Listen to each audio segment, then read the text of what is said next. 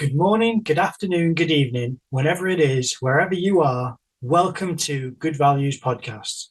In this episode, I speak to somebody who I met in university, and although they were on a different course as far as they were doing a different discipline, they weren't on the fine art course, they were someone who I spoke to several times, I really got along with and valued their opinion and their personality. So I wanted to reach out to them, have them on the podcast, and I'm so glad that I did. They're such a nice person, a very talented illustrator and storyteller. So here is the episode with Hayley.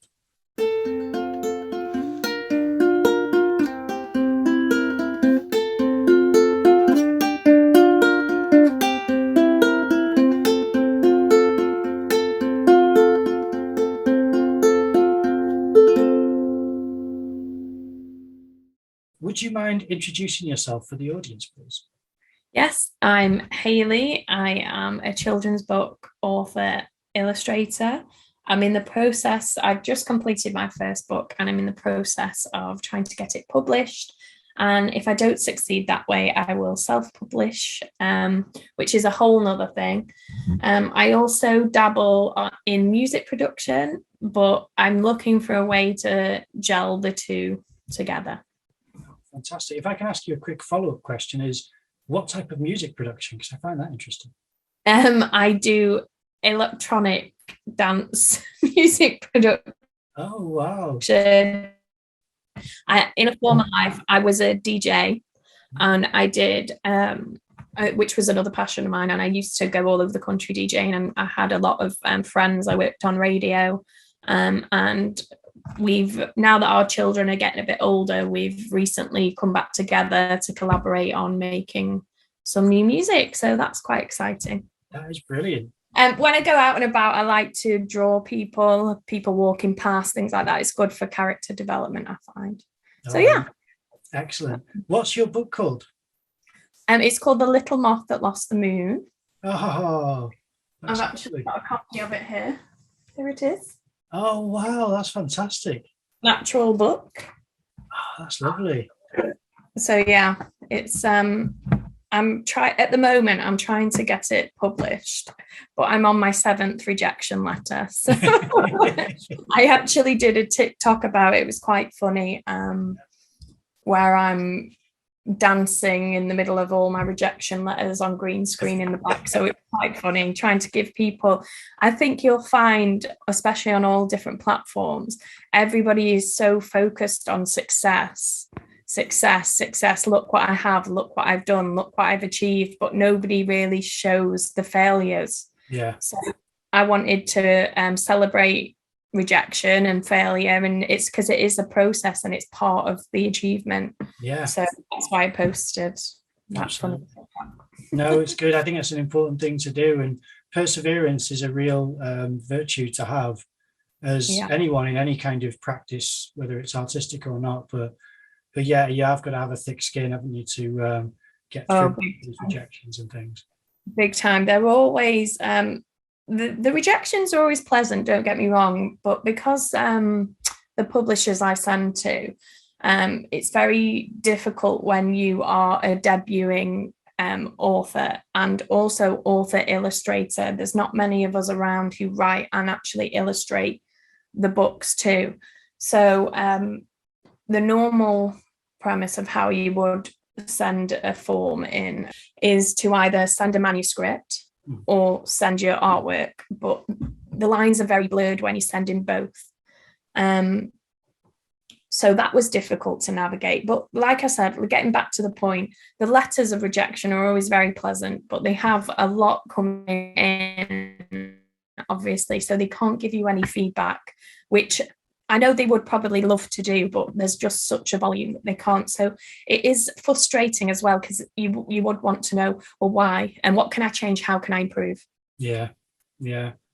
Well, is this the first story that you've written, or have you got a history of writing stories anyway, and then this is the first you're trying to get published? Yeah. Sorry, it lagged then, and I didn't see. I've been noticing that a couple of times actually. Did you ask if this was the first story? Do you want to repeat? Have you been writing stories? Have you got a history of writing stories and this is the first you're trying to get published? So it started way back when I was younger, and I entered a creative writing contest and I won it. This is primary school age. And then my mum always said, you know, you should write books, but I always just wanted to draw. And then as I've gotten older, it's something that I really, really enjoy. And I've got lots and lots of stories, but this is the only one that I've sort of brought to fruition and illustrated also. All the other stories are mainly just manuscripts at this point.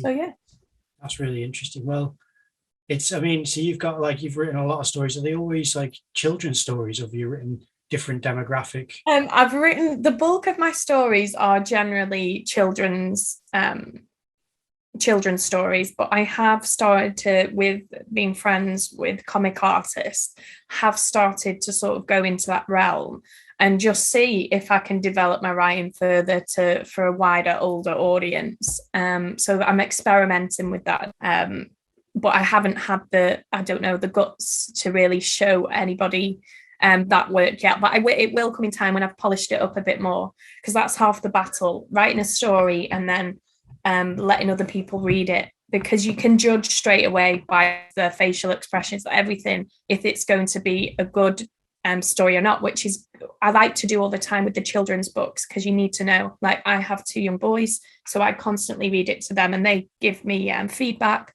and they also tell me which bits they really liked, so I can develop it around that way. But with the adult side of things, and especially not having that creative sort of person who's older, who's regularly available to be like, oh, what do you think of this? What do you think of this? Because my partner is not creative in the slightest. He's not interested in anything creative.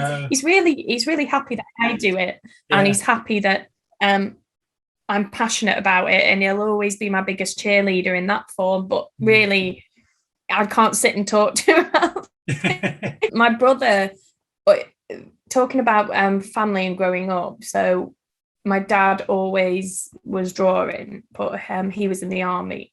My mum, she loved the music and all things like that, but nobody took creative futures in that sort of element. They didn't think it would be a career or anything like that. And it's very interesting because my brother is actually a set designer now, and he lives in Australia. He just worked on the Thor film, the new Thor film that just came out. So yeah, he's very creative. I'm very creative. And then my other brother is a school teacher, so an English school teacher. So oh, brilliant. So yeah, set designer. So that must be interesting to get some behind the scenes stories and things from like what his process must be, or things like that. So he is when he's doing a film, he won't even tell you what film it is, because he obviously has to sign NDAs and everything like that. But after the film is out, we've yet to have a conversation, because it took me so long to get to go and see it, about all the ins and outs. But I can't wait to have that conversation with him, because I think it would be quite fun. Yeah, absolutely. Yeah, I always admire set design in films, so it is something where I like them, the different things that make up the films that you watch, and appreciate how they create an environment and an atmosphere. What do you value about art? The freedom within it. There is no boundaries to art. There's no, even though there is rules with certain colors, the actual process, how you have this, idea in your head and how it's processed onto whatever sort of materials you're using, or even if that's digital, canvas, paper, any print even, and that's something that's really attractive, and a really attractive quality to art. Because I've done a range of jobs, but art has always been a constant. I'm always thinking when I'm doing the other career, when will it stop? Right, this long before I have to go. There's no real passion, but with art, it's completely different. I would never even look at a clock. I'd think, oh my God, the only probably time is like, oh my God, I'm running out of time because I have to go and do something that I'm responsible for. Yeah. So in that way, it's very freeing. So yeah. Yeah, it's like, oh, I have to eat. Oh, it's so annoying. I know, exactly. I know what that feels like. Yeah, especially when you get into this flow, and it takes when you first start producing stuff, it's like, but then you're in the zone, and when you're in that zone, nothing can get in, and nothing's going to intrude on that time there, and you're focused and you're doing it, and you're producing these beautiful images. And it's only when that, you come out of that and you step back and you think, wow, look what I've done. It's like you're not even part. It's just like you become this thing that's all consuming. I think, oh my God, like, how has that happened? It's like almost out of body experience for me anyway. If I could ask the flip side of the art value thing, what is it if you were to walk through a gallery of, say, either old art or like a modern exhibition, what is it you value about other people's art? Mainly just the expression that they've, or mainly also points that they're trying to make. I do like conceptual art that makes you think, but anything from down to the use of colors, the thought process that's gone into it. I really just admire that process and how they've created this artwork. And I always like to stand there and think, what were they thinking when they made this? What were their feelings? What were their emotions? And I think that's not, and sometimes it can be presented in the artwork, but sometimes it's another part to art that's quite mystical, I find. Oh yeah, okay. Because there's the illusion of no, go on. I was just going to say the illusion of a complete idea from the first step. Usually you see an artwork and you think, how did they envision this? And usually artists make discovery in the process, don't they? And they kind of tweak and develop things as they're painting it, as opposed to it being everything's finished in my imagination, now I just need to make it. And that's the illusion that the audience has. I think the viewer assumes that, that this piece of artwork was just conceptualized and then it was produced. But that's, as far as I'm aware, that's never the case. No, it's. I wish that was the case sometimes. Honestly, from typically making a book is a huge. I know it's a different type of art form, but it's a huge process. And how, if I look back to the first images I did, which I think, oh yeah, they're great, and that's what I'm going to go with. There is so much to think about. So much to kind of take on board. And the end result is, what do I want this viewer to feel, think, know, learn? And that's one of the hardest parts, I think, trying to get that message across. But in the next breath, it's nice and refreshing for me to go to a gallery or an exhibition and see work where I think, they don't want me to take anything away from this. They just want me to stand there, view, and enjoy what's in front of me. There's no reason, there's no rhyme. It's just simply enjoyment. I like those types of art also. Yeah, just having the experience, isn't it? Just engaging someone in something a bit more, would it be numinous, or just something which is kind of like more of a feeling than an intellectual engagement can be really valuable.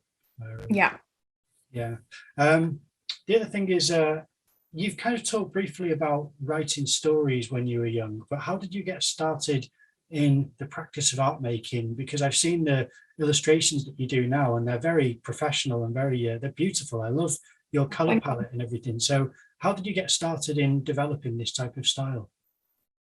It was a long process.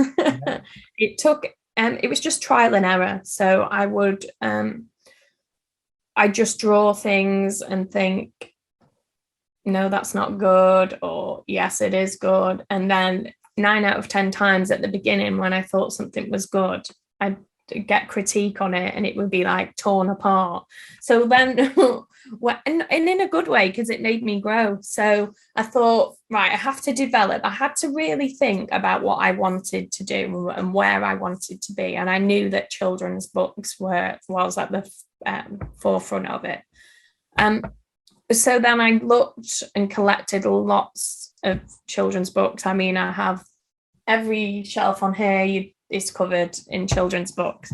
And I'd go through them, I'd look at the illustrations, I'd look what was expected. And then I'd go away, and as I briefly mentioned earlier, the best way to sort of inspire myself for character design is to go out and about and look at people watch, and then draw them. So I did that for a while, and then I'd choose one of the people that I'd drawn, and then I'd develop them. And then I'd add things. So I'd think of a story in my mind and then add things to that, and then it would just come along. Color-wise, I've always, not to sound like, oh, but with color, I don't know, I've just always been able to know what, yeah, I don't know what, I never really learned that. I think it was just from being younger and always drawing, coloring, used to color everything, and anything that, even newspapers, I would color in. And I have a distinct memory of having a Crayola crayons and using them that much that they'd be little nubs. I remember that. And I remember if I'd lose one, it would be like the worst thing in the world. No. Beautiful. I love the kind of faded colors, so it's nothing too saturated. And I really like when colors are what I refer to as more restful on the eyes, as opposed to something more bold and striking. And I was going to say to you about when you mentioned evaluating your own work and saying that's not good. I really value that, and I try to highlight that on this channel in my own videos, which I get support from viewers, which is very sweet of them, but they see it as me being too hard on myself. And I'm trying to instill in an audience, you'd like to develop that hard on yourself attitude, because then you strive for improvements, you look for things which aren't quite making it and why they're not. And I was going to ask you, what are the things that you notice in your own artwork where you think that's not good? Do you know of examples? Is it things like dynamic gestures, or is it composition, or what are the things that you remember noticing? Well, firstly, just touching on what you've just said, it's a very fine line, because you don't want to be one of those artists who, when you show people your work and they say, oh, it's good, you go, oh no, it's crap. I know a lot of artists like that, and it's hard to learn how to take a compliment. And even though the people that you're showing it to might not know about composition, color, and they're just looking at it as an overall image, so you think to yourself, well, really it's terrible because I know this is bad and I know that's bad, but to them it's good. So when I show people work, I take and they say, oh, I really like this, I'll say, oh, thank you, because I think you have to take that on board, as well as the negative thoughts that you have. And something that struck me, the reason I started changing this way is I was in art college and I was doing my foundation degree. This was years ago. You're talking 15 years ago, maybe. And I was doing work and the tutor was coming around. It was life drawing. And he came over, he says, oh, I really like these lines. And I said, oh no, it's terrible, it's awful. And he said to me, don't ever put your own stuff down, your own self, your own work, because there's a lot of people in life that are ready to do that for you. And to me, that was so poignant at that point, because I thought, oh my God, that's so true. There is so many people waiting to hate, and you see that with the online and social community, ready to tear you down. So it is a fine line of how to know and how to not be too critical, but you do, like you said, you are definitely correct. You need that. You need to be able to know when something's not working.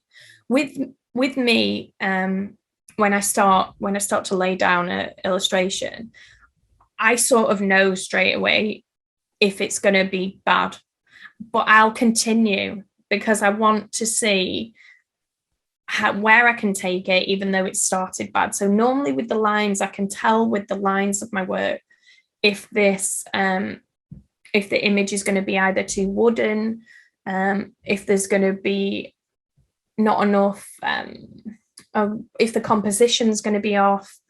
And like I said, I used to just go into that and keep going and keep going and keep working it.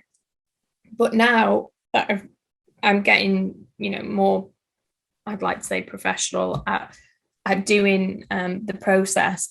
If something's not working for me now, I tend to just stop and go on to the next thing. It was very hard to do that, but I have an actual example on my Instagram. So I'm doing this drawing challenge at the moment. You might have seen it with there's prompts. Yeah. There's one that's I think the prompt was dancing hamburger or something like that. Yeah. And I hate that illustration that I've done and I've put on there. It's too wooden. The composition isn't right. The characters, you can't, apart from their face, their body language isn't really working. But I thought I'd put it on there because I wanted to see what the reaction would be to putting that on there.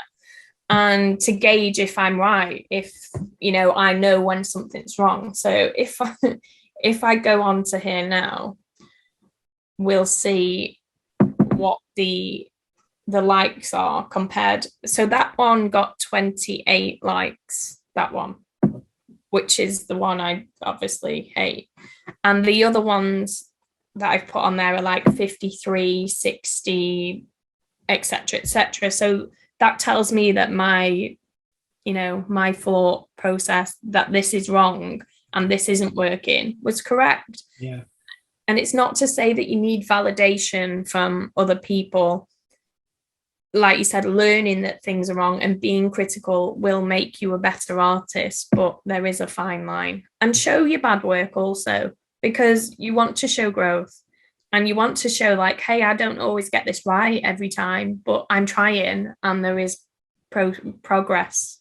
Yeah, absolutely. No, I think it is really important to recognize that. I think it bugs me. It's a bit of a pet peeve when people say just practice, because I don't think practice is nearly enough. I've seen people who I love to bits, but I've seen people who draw a few times every week and get no better, and they don't know why. And because no one will teach them, because everyone's scared of saying this is right, this is wrong, they don't improve. Some people need prompts. I don't know. It's something which I think is very valuable to teach people how to recognize, as you said, when your character is showing an emotion, but the body language isn't, then it's not communicating fully the potential of, dynamic movement and action and things like that are quite, if the audience can recognize that without being necessarily artistically trained, then it shows you from your feedback that that is something which they can see. So I think that's really good. You have talked about briefly about inspiration from the public, which I love. I used to do a lot of going out and sketching people in public. I love the shadows that collect on people's jackets and things like that. I just used to point out and get weird looks from people going, what? So I was like, look at the shadow on the trousers there. It just looks amazing. But what artists do you have any specific artists or writers who you say, this is someone who is direct inspiration for me, or if I'm ever in a bit of a slump, I can read or browse through this type of illustrator's work and I know that it will inspire me to create characters? Yeah, so I do actually. We'll just get it out there. This is a very unpopular opinion, but I love Eric Carlisle, The Very Hungry Caterpillar. Oh, because and I'll tell you for why I love that book. I'm going to get some examples down. Yeah, do it. As you see, my plethora of children's books up here. Right. We've got some. So yeah, Eric Carlisle, whenever I'm feeling like stuck, like my work is rubbish, like it's not on track, I like to look at that book and it's just fresh. And I mean that in the way of it was so, for back when he did it, it was so out there because it was textures and collage, and very simple, simplistic ideas. And I like to look at that because it does inspire me to think, right, go back to basics. Let's start from a simple color palette and a bit of collaging, and let's see what we come up with, or a bit of texturing, and we'll see which way to go. The next person I really admire is Stephen Lenton. Now, I don't know if you've heard of him. The book actually that I have of his is in my son's room. He illustrated a book called Octopus Shocktopus, and it actually just landed in the top 4 for across the world for books taken out of the library. And that it's not just a children's section, so that of all the books, so the adult books, the children's books, the fiction, non-fiction, everything. So it landed number 4 on that list because it's and the illustrations are just beautiful. He's just a really incredible. Oh, I love it. That reminds me of the it's called The Marvelous Misadventures of Flapjack. Have you heard of that? Oh, no, I've never. No, I'd have to have a look at that. It's great. I love that. That's cut out characters as well. It's got loads of texture all over it, and it's beautiful little charming characters like that image that you showed me with all the characters on a blue-grey background. Yeah, similar to that. So The Marvelous Misadventures of Flapjack. I'll send you a link if I can find one. Oh, thank you. I'd love to see that. This actually was written by Julia Donaldson, which everybody knows for the Gruffalo. But this is I'm going to sound terrible because I can never pronounce the second name, but it's Sarah Ogilvie. Yeah, Ogilvie. Yeah. And again, with this book, that it's just so free, and the lines are beautiful, and the composition and the backgrounds. So if we look at the fence there, I love that. It is a stroke. It's a stroke, but it looks so beautiful. This is called The Detective Dog. Oh, I love it. Yeah, it's great. And I have many more examples, but that's just a few of them. I love it. Yeah, another inspiration for me is Oliver Jeffers. Oliver Jeffers. Oliver Jeffers, yeah, he did a really great. The first time I ever heard of him was actually I went into Waterstones, and I was looking for a new book, not only for me but for my boys, and I found this one called Here We Are, and it's the story that he created when he had his first child, and he wanted to explain the world to him. And is it a her? I think it's a him. And it's just beautiful. It's about who we are as people, where we all are, how the world works, inside the body, the planets. This is I have got it in the other room, but I'd have to go and get it. Yeah.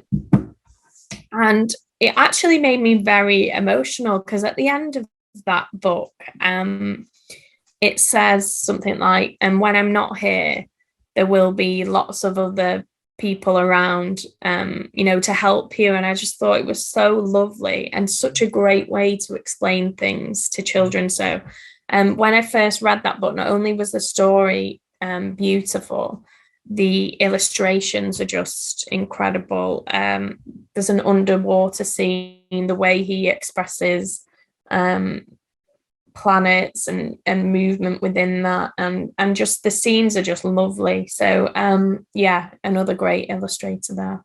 Well, it looks like your inspiration have a similar color palette to your work as well. So I'd like to ask you about your color palette. Do you have specific colors that you like to use, or is it just more of a pastel sort of approach to applying color? So when I first start laying down colors, and when I do the line work, I'm always thinking of what colors I could use, and I'll usually start with a background color and then work up from there. Obviously, all of my artists that inspire me, I do look at their color palettes and think, right, how can I incorporate that into my work without sort of, stealing color palettes off other artists. So what I tend to do is I'll just have a play around with the colors. I'll see what works best. What makes my colors quite pastel-y is I use a gouache, which is it will take any sort of color and it will just be, so it waters it down to a degree, and then you can build that up or you can take it back down. So I like to start building up color, and sometimes I'll use different color on top of different color to make new colors. And so color palette wise, I'll have an idea in my brain and think, let's see if it works. And if it works, great. But sometimes it doesn't work and I have to start from scratch. So it's good to just look at inspiration and think, right, those colors look nice together. How can I make that my own? Yeah, absolutely. So I think it always depends on the style and what message you're trying to convey. But I like to keep things light and quite free, because at the end of the day, I'm doing children's illustration and I don't want, even though the dark tones are nice, I want it to be inviting and but not too sensory over, like a huge sensory overload. So within my book, there is a page that's quite has a lot of color. So because it's a book in the night, can you see that big light bulb? Yeah. So because it's a nighttime book, it came up with all different colour issues, as you can imagine. But there is one page, if I find it, there's this one which is quite, so I have the orange there, texture, and then the blue, and then I'm trying to find this colour. This page, like an octopus that'd be straight out of Adventure Time or something. Yeah. See, and as an artist as well, I don't think you realise that when you are doing. So I have this page, which is where he's trying to find a light source, obviously, and he sees a car headlight. I'm like, yes. That's probably as deep as I'll go. Yeah. But it's. What were you saying about, as an artist, you don't realise you were partway through? I was about to say something. Was it that because I'd said about the Adventure Time similarity with your? Yes. As an artist, you don't realise that everything you consume and watch, you are taking on board subconsciously, and it is filtering into your sort of artist process, because your brain, if you're creative, your brain is always learning visually. So you will take that on board, and you will an inspiration that you might not have seen as an inspiration. Like, for instance, you watch Bob's Burgers or Adventure Time or any of these animations, and then you could do a character and think, oh yeah, that's given me Adventure Time vibes, or that's given me this, that, and the other. And it's also, that is great, but it's also scary as well, because you don't want to be too you don't want to plagiarize, do you? You don't want to plagiarize, absolutely not. So the thing that's worrying is if I send people work and they'll go, oh, it reminds me of this. You don't want people to look at it and think, oh my God, that reminds me of such and such. Elements is fine, but not, oh yeah, that's really reminds me of this sort of image. That's a no situation. But you can't help that being a creative. It's a visual journey, and it's that's how you learn. So to create a whole new design it's unreasonable to expect someone to do that, and it'd be quite challenging for an audience to say, right, we've got something that you've never processed as characters before, because we've created this whole new shapes and patterns and way of approaching personality. I don't think that's necessarily what anyone aspires to. It's more, I like that I've got my own world that I could make around different parts of different places and things. So I do think that you're right, that inspiration comes from all sources, and it's just to try to not grab too heavily from one specific place. Just to make sure that you are inventing your own kind of world, I suppose. Yeah. And there's a Disney Pixar film called Soul. I don't know if you've seen I that. haven't seen it. I've heard of it. I've seen the trailer. Yeah, it's really great. But there's this point where all the little souls go up to sort of the source or heaven or whatever you want to call it. And there's these creatures that come out that sort of look after all the little souls, and the way they were designed and developed is just incredible, like nothing I've ever seen before. Really? And I actually watched the making of the film and who designed it, and their process was incredible. And it to see something that's completely unique and is so out of the norm is also great as well.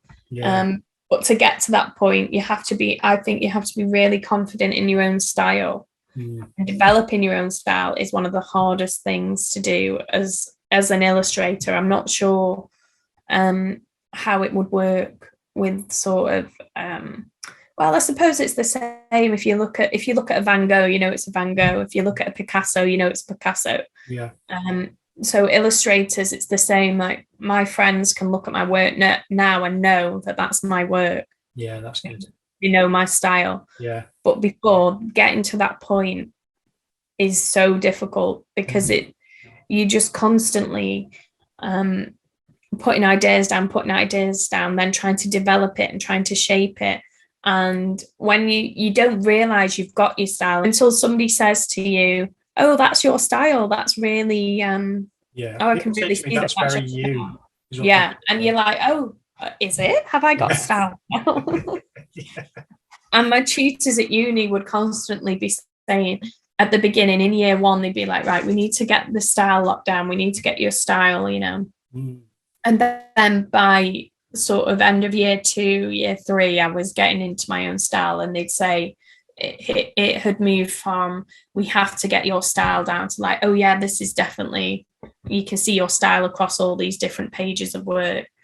So it's growth, but that is the hardest part, is finding your own style. I always ask every guest these questions.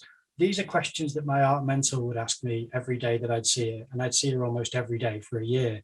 And I see them as very important questions for every artist to consider. And some people love them, some people hate them. Not many people hate them, but I've asked professionals these questions, and it's amazing the people who reject the question. It's just interesting to me. So the first is, what's the most beautiful thing you've seen today?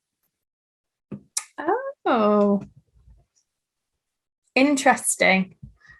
I'll tell you what it was. I was on the school run and I was dropping my son off, well, both of them. And there was a little girl and she was grabbing onto the school gates and didn't want to go into school, and she was hysterical.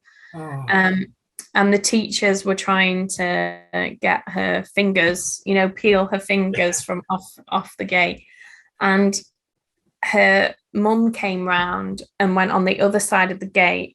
So she wasn't putting herself right there with her. She was putting herself at distance from going behind the gate. But she went at eye level with her, and she says, you're going to be okay. School is a lot of fun, and we'll have such a good conversation about all the things you did when we get home. And slowly her fingers just uncurled from the gate, and she just became so relaxed.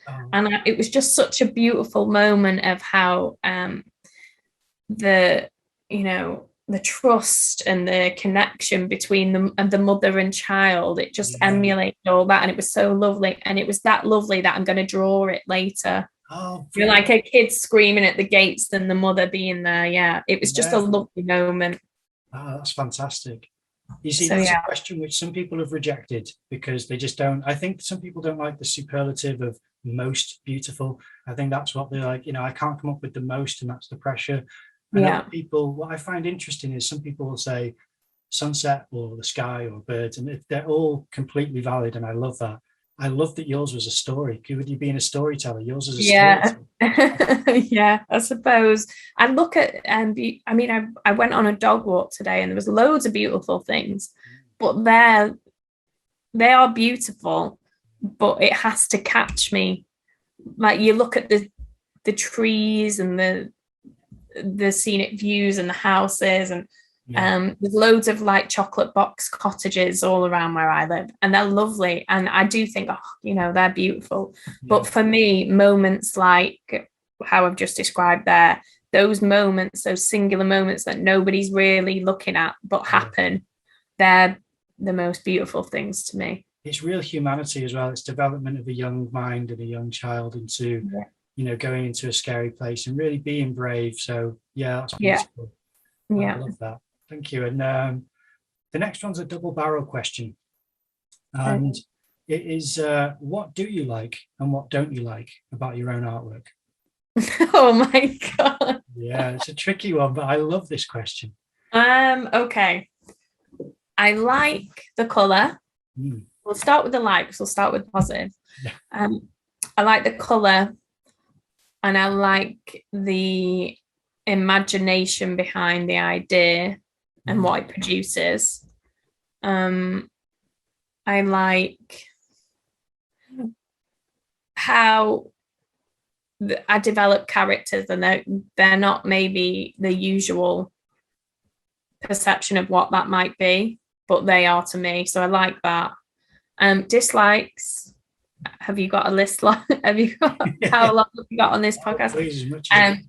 No, dislikes. I think that my characters and some of my subjects aren't as free, so they're a bit wooden sometimes. I don't like the use of my line work at the moment, so I'm trying to develop that a bit more. I don't like, let me think what else I don't like. I don't like when I finish an image, it's very hard to know when that image is finished.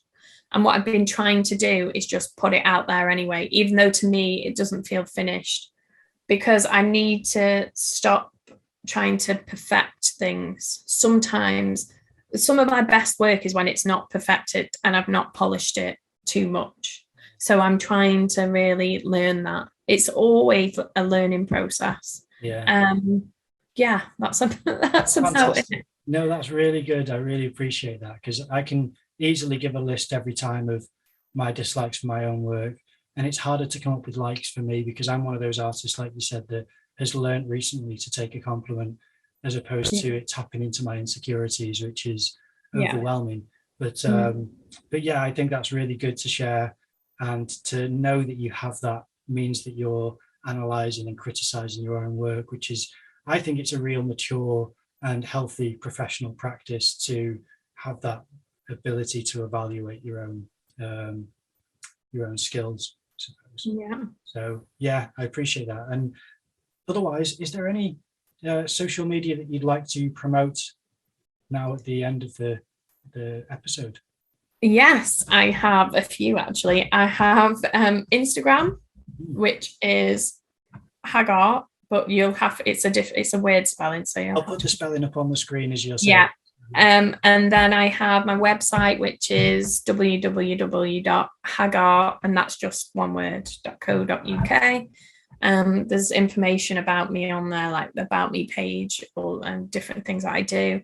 I'm also about to start a blog on that, so that should be interesting. And this is gonna be a journal of how the getting into your book published, how that goes and how that works and how hard it is, and it's going to have the pitfalls and all the drama that comes along with it. I also have a TikTok account, which I forget the name of it. And this, although there is a bit of art, that's hag_art also. Although it has art things on there, it's it's mainly about there's all different things. Like the header is mother, illustrator, and pretend adult. And then it says I do children's books. So there's a vast array of different things: life hacks, parent hacks, art fails, little videos. Yeah. So that's more personalized. So if you're not interested in my life in a whole, then no, don't follow that one. But art wise, definitely Instagram. Well, I'll put all the links in the description as well. Yeah. Is there anything that you've missed off, by the way? I don't want to interrupt. No, I don't think so. I think that's it all. Excellent. And if I could quickly ask, why hag art? Well, I was I was looking for a name for my website that would be catchy and shorter than my actual name. And I decided on shortening it. Now, in reality, my middle name does not begin with an A, but I've taken on a pseudonym. Yeah. Is that the right word? Of Olwyn, which is with an A, which is just giving a nod to the fact that I'm in Wales and that I'm part of the Welsh culture now and how beautiful this place is. So it's Hayley Olwyn Griffin, so HAG for short. Oh, fantastic. Well, I really appreciate you coming on as a guest, and I'd love to have you on again, especially after your book is published, and to tell us how it's going. So please come back on again. It's been lovely talking to you and catching up again. And, yes, thank you for having me. You've been a great host. I appreciate that. Well, it's been lovely catching up with you, so thank you very much. All right. Thank you, Simon. Bye. Bye. All right, that's the episode done. Now, I thought that was really nice. She was a great conversationalist. I found it so easy to talk to her about different topics, and I could have spoke to her for another hour or so at least, but I'll definitely have her on again, especially when her book's published. And I look forward to seeing her new work and anything else that she comes up with. I'd really like to hear her music as well. That was an interesting bit of information that I hadn't foreseen beforehand. I wasn't aware that she had that background. So I look forward to hearing a bit of that. And I just hope you enjoyed the podcast. If you did, then please look at the links in the descriptions below, because support her on different social media platforms and check out her website. It's really nice. I've had a look at it on there and it's great. Her work is beautiful, as you've seen in this episode. So please go and support her if you can. And if you like the episode, then please leave a like, comment down below, subscribe to the channel, ring that notification bell, and I will see you in the next episode.